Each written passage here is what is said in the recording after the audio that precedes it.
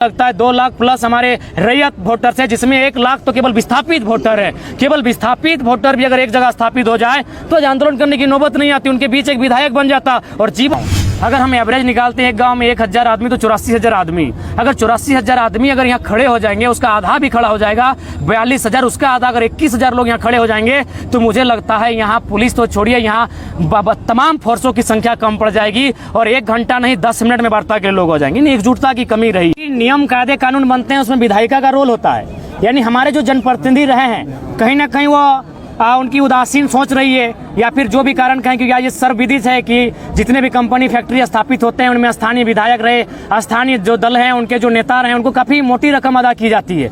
तो ये कमजोरी उनकी हो सकती है, लेकिन अब हम लोग चाहे विधायक रहे या सांसद रहे, अब हम लोग किसी के आश्रित होकर रहने वाले नहीं है, क्योंकि ये लड़ाई बार पार की है, हमारे पास अब खोने के लिए कुछ बचा नहीं है। तो ऐसी परिस्थिति में अब हम लोग का मानना है कि चाहे विस्थापित की लड़ाई हो या फिर अन्य मुद्दों की लड़ाई हो या बार पार की लड़ाई होगी, चाहे जो भी परिणाम होगा, क्योंकि ऐसा परिस्थिति अगर चलता रहे तो आने वाले 20 सालों में मुझे लगता है झारखंड का अस्तित्व, झारखंड का वजूद समाप्त हो जाएगा। तो इसीलिए आप समझ सकते हैं, मैं इसी आंदोलन की व्याख्या करती हूँ, ये कहीं ना कहीं दर्द का आंदोलन था। यदि दर्द का आंदोलन नहीं होता तो 50 लड़के थे, आज 5 करोड़ तक इसकी आवाज पहुंच चुकी है। इसका मतलब सीधा है, ये समय का आंदोलन था, नियति का आंदोलन था, ये हम लोगों का आंदोलन नहीं था। नियति समय चाहती थी कि दर्द लोगों के लिए कोई आवाज बने, एक आंदोलन हो और जितने शोषित वंचित लोग हैं वो एक जगह आए और इस बार आखिरी अपनी जो अंतिम निर्णायक लड़ाई उसे लड़ सके। बिहार तत्कालीन बिहार जब था तब डीपी महेश्वरी जो मुख्य सचिव थी, तब विस्थापितों के लिए 4th ग्रेड का जो है आरक्षण की बात उन्होंने किया था, लेकिन जब से झारखंड बना विस्थापितों का वो अधिकार भी छीन गया। क्या मानते हैं, अपनों ने लूटा गैरों में कहाँ दम था? हाँ बिल्कुल, आपका ये कथन सही है कि अपनों ने लूटा गैरों में कहाँ दम था। कुछ हमारे लोग भी दोषी हैं, दोषी चूंकि उन्होंने देखा निजी स्वार्थ। आज ऐसा नहीं कि BSL में आज जो हम लोग अप्रेंटिस के ही माध्यम से यहाँ इतने लोग आए हैं, तो ऐसा नहीं है। यहाँ हमें आने से पूर्व कई लोगों ने टेलीफोन किया कि आप इस मुद्दे पे मत आइए, अपने ही लोगों ने। तो कहीं ना कहीं आप बहुत सारे अपने लोग हैं जिनको काफ़ी मतलब धनराशि उनको दान दी जाती है या फिर उनको चंदा के रूप में दिया जाता है, उनको चुनाव लड़ने के लिए चंदा के रूप में जाता है, तो अपने लोग हैं। तो अब 23 सालों के झारखंड ने बहुत दुर्दशा को देखा है। अब अपने रहें या फिर कोई और रहे, अब हम लोग अपना शोषण नहीं सहेंगे, हमारी आवाज़ रहे, हमारे जो भी लड़ाकू हैं वो अब सामने आकर अपनी लड़ाई को लड़ेंगे, आर पार की लड़ाई लड़ेंगे और फिलहाल हम लोग भी विधिवत लड़ेंगे, एक चरणबद्ध होकर लड़ेंगे, एक सीरीज में लड़ाई लड़ेंगे। दादा आपका कुछ सवाल था? विस्थापितों का दुर्दशा का कारण क्या है और 50 सालों में किस कारण से विस्थापित चलेगा?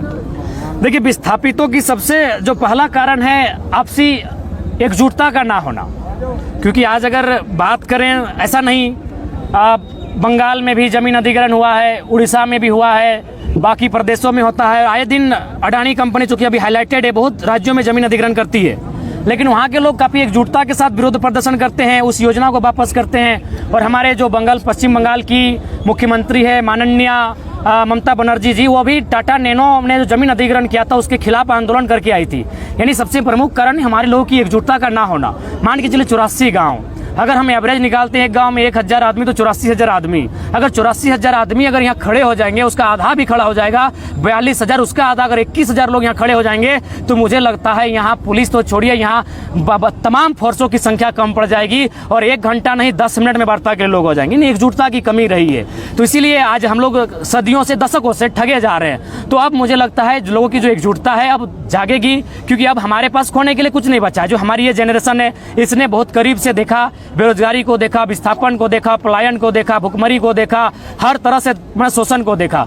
तो मेरा मानना है कि जो हमारी सबसे बड़ी समस्या है एकजुटता का ना होना, उसके बाद हमारे जो लीडर हैं, हमारे जो लोग हैं केवल वोटर्स बन के, ऐसा नहीं है कि बोकारो में हमारे आज तक जनप्रतिनिधि नहीं रहे, विशेषकर जो खाटी की बात करें, जो माटी की बात करें, हमारे आज तक सांसद नहीं रहे जो मैंने मेंबर ऑफ पार्लियामेंट में जाके BSL के सिंदरी FCI के दर्द को रख सके। हमेशा 1952 से लोग जो अन्य राज्यों के वे लोग चुन के गए, तो उन्हें क्या वास्ता होगा हमारी ज़मीनें से, क्या हमें लाभ मिलता था, हमारी ज़मीनों को छीन जाने का दर्द किसे है?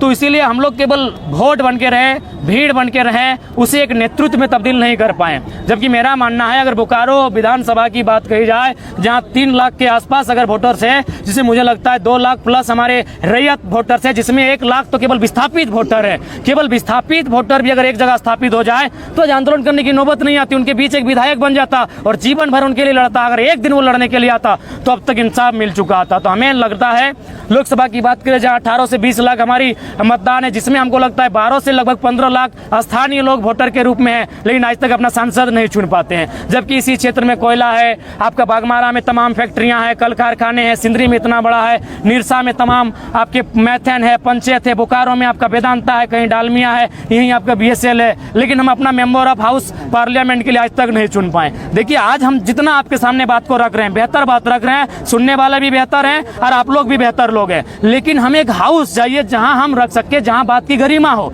तो वहां हमारे लोग चुन के नहीं जा रहे हैं। इसीलिए अब हमारा 24 का ये भी लक्ष्य होगा। लोगों ने आरोप लगाया कि आप लोग आंदोलन कर रहे हैं, अब नेता बनने की क्या जरूरत है, MP MLA बनने की क्या जरूरत है।